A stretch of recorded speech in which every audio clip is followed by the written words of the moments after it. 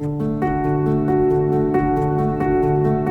North Museum starts with my grandfather in 1953, who was the executor of Hugh North's estate. Hugh North was a mentor to my grandfather, and as a result, Hugh North made him his executor. Through that executorship of the will, he met with officials from the Franklin Marshall College, and they determined the best use of Hugh North's funds, his estate, was to create the North Museum of Natural History. The original vision of the North Museum was to create an environment such that the natural history, taxonomy, evolutionary, naturalist, both professional and amateur scientists could come and further their interest in these topics. The vision has evolved to issues concerning the environment, and the way people think about their natural environment have changed, and the museum has evolved as a result. Cultural organizations like ours have a life of their own. They predate us, they will outlive us if they can be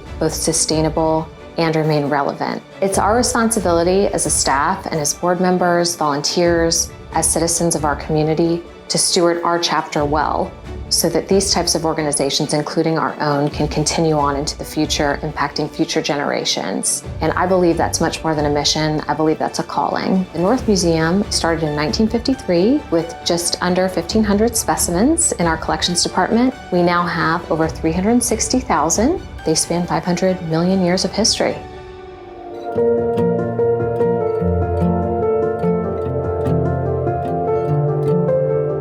As a destination for locals and tourists alike, the museum's programs range from early childhood all the way through to adulthood, attended by over 35,000 individuals annually and reaching over 57,000 students a year. The North Museum of Nature and Science is truly a beacon for informal and experiential STEM education. Pennsylvania has had a long-standing commitment to STEM education. For the last 4 years, Governor Wolf has made it a key priority of the administration, and Secretary Rivera has made it a key priority of the Pennsylvania Department of Education. One of the key approaches that the Wolf administration and Secretary Rivera have taken to expand and grow STEM across the Commonwealth is what we call the ecosystem approach. And that's really a cross-sector networked approach to bringing all of the assets in a community and drive those assets towards the learner so that they have more opportunity, more access, and then are included in learning experiences,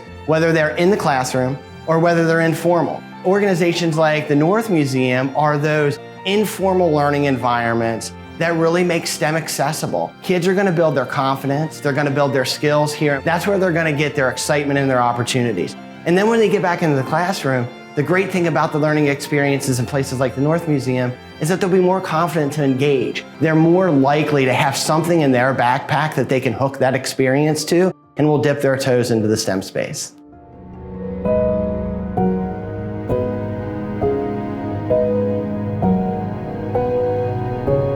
The STEM crisis continues to rage on globally, and the U.S. is no exception, with the most recent statistics indicating that the demand for skilled STEM workers exceeds the number of qualified applicants by multi-millions in almost every STEM industry. With skilled STEM jobs continuing to go to foreign workers, the brain drain crisis is real on a national and regional level, with Pew Research Center indicating that the U.S. continues to place low in all STEM-related categories, coming in 38th out of 71 countries in math and 24th in science in the Program for International Study Assessment, the largest cross-national test of its kind. There's so many things that we do out in the community. We have our STEM Sisters program, which is for young women in grades 6 through 12 to keep them inspired and engaged in the sciences. We do Science Fair, which is affiliated to the International Science Fair. We have our after-school program. We do summer camps. We also have a STEM Up for Success program that we work with disadvantaged children. And we also do STEM career fairs where we go into the schools with STEM professionals and provide hands-on activities with the students. We have so much going on within the museum as well. We have something here for everyone from early childhood all the way to adulthood. We have our pre-K programming that we do. We have guided field trips for school groups. We also have special interest groups like the Master Gardeners Club. We reinstituted our lecture series. We get folks from all different walks of life. It's probably close to 500 people who are involved in our programs. Many of them are employers, many of them are schools, community-based organizations, We have tremendous support, and we feel really lucky for them to be involved with us. As a scientist by training, I'm a geneticist. I think that first transformative moment for me was my time at Sloan Kettering Cancer Center when I was running my research lab as a bench scientist. And our research was used in the treatment for our leukemic patients. I think the second time in my life where I sort of thought about the science and the education and the impact that it has was my time when I had my own cancer company in New York. Amazingly gratifying when we launched that first cancer prognostic test to the market. That really struck a chord with me and hit home. So now that I'm here at the North Museum, these past 5 years, I want to build upon my prior life experiences in the sciences to ensure that the next generation can be empowered and inspired to learn. When young people ask their questions and I see that curiosity in them and their eyes are wide open, it makes me feel comforted that the North Museum is doing something right, that our programs are striking a chord with them. It is a gem, and I just want to keep shining a light on that. Supporting STEM education is supporting our future. northmuseum.org